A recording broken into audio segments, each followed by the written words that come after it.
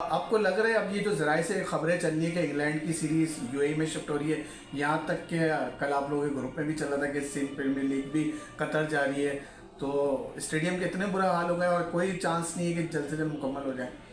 देखिए, Sindh premiere league का तो कतर शिफ्ट करना या वहाँ उसका होना इंतहाई अहमकाना और भूंडा फैसला है जी।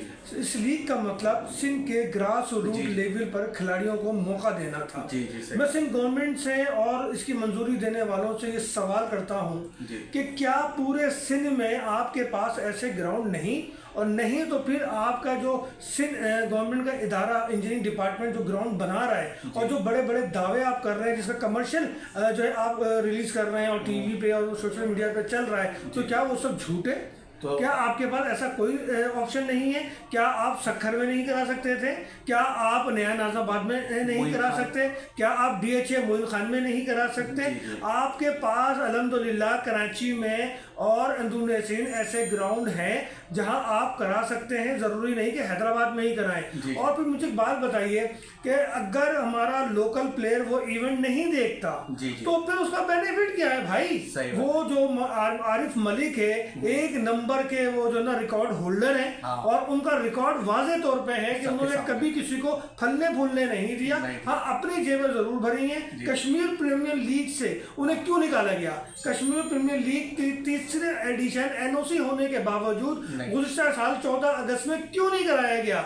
और ये जो सिंध प्रीमियर लीग पहला एडिशन हुआ, ये तो नाकाम तरीन था।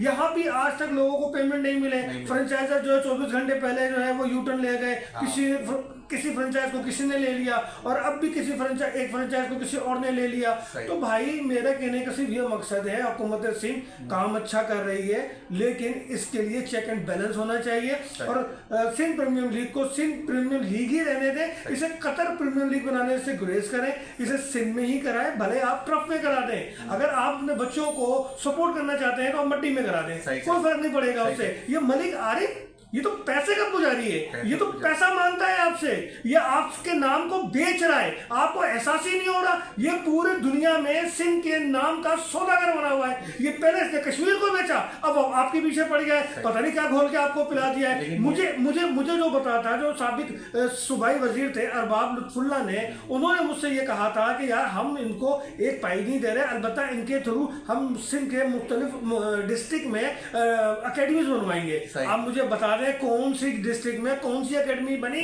और भाई इन काले चोरों से जान छुड़ाओ भाई।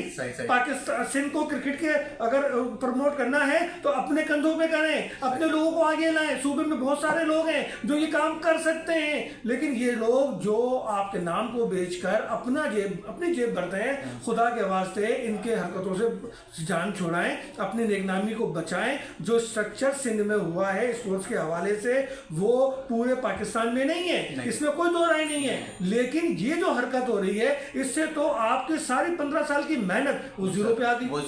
सही कह रहे हैं। अच्छा, फिर ये कैसे मान जाते हैं? सदर जरदारी के पास पहुंच गए, सब बड़े बड़े लोगों के पास पहुंच रहे हैं, उनको मना भी लेते, तो उनको इनका ट्रैक रिकॉर्ड नहीं पता।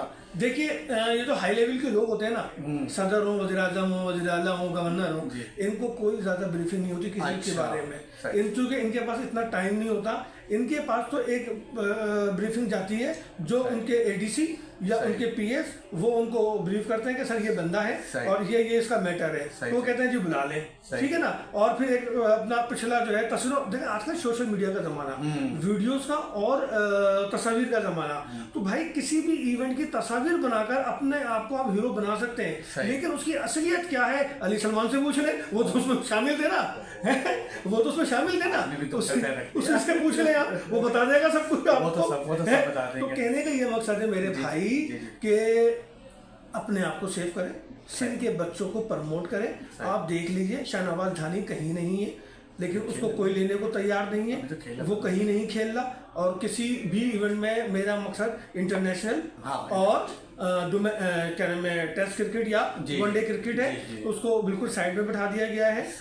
एक नाम आया था हमारे पास, रियल सिंध का बच्चा है वो, रियल। इससे पहले जो आए, मैं बाखुदा आपसे कह रहा हूँ कि वो बच्चे रियल सिंध के नहीं थे, वो अंदरूनी सिंध से जरूर आए, उनका ताल्लुक अंदरूनी सिंध से जरूर रहा, लेकिन शाहनवाज धानी और उससे पहले कोई 2 भाई थे डॉक्टर क्रिकेटर, वो भी आए थे 45 या 55 साल पहले की बात है। वो वहाब रियाज कह रहे थे वो ट्रेनिंग नहीं करते हैं ना शाहनवाज दानी। अब वहाब रियाज कौन सी ट्रेनिंग करता था भाई, वो सारा बाल लगा के जवान बनने के चक्कर में उसने तो पूरी टीम का बेड़ा गर्क कर दिया। वर्ल्ड कप में जो कुछ हमारे साथ हुआ क्या ये वहाब रियाज की वजह से नहीं हुआ? और उसको बख्शिश में पीसीबी ने इसी तौर पर इनाम में नेपाल नहीं भेजा।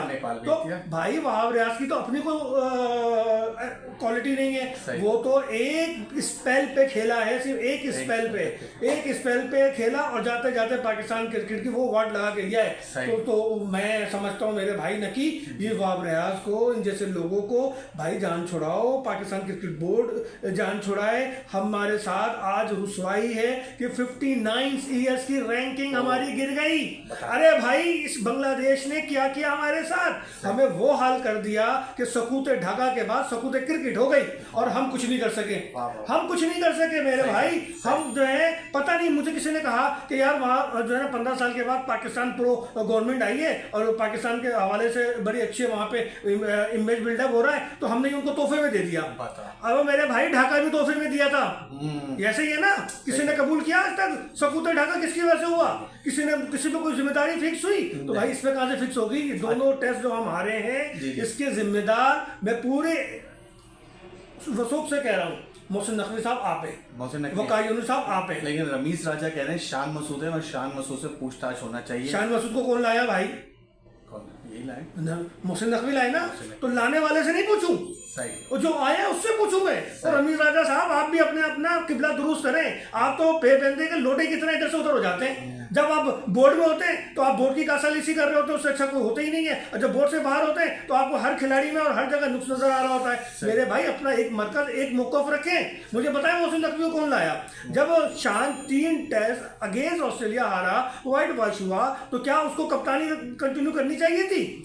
और फिर जब उसको नायब कप्तान सेठी साहब ने नॉमिनेट किया था बाबर के साथ, तो क्या वो फैसला दुरुस्त था?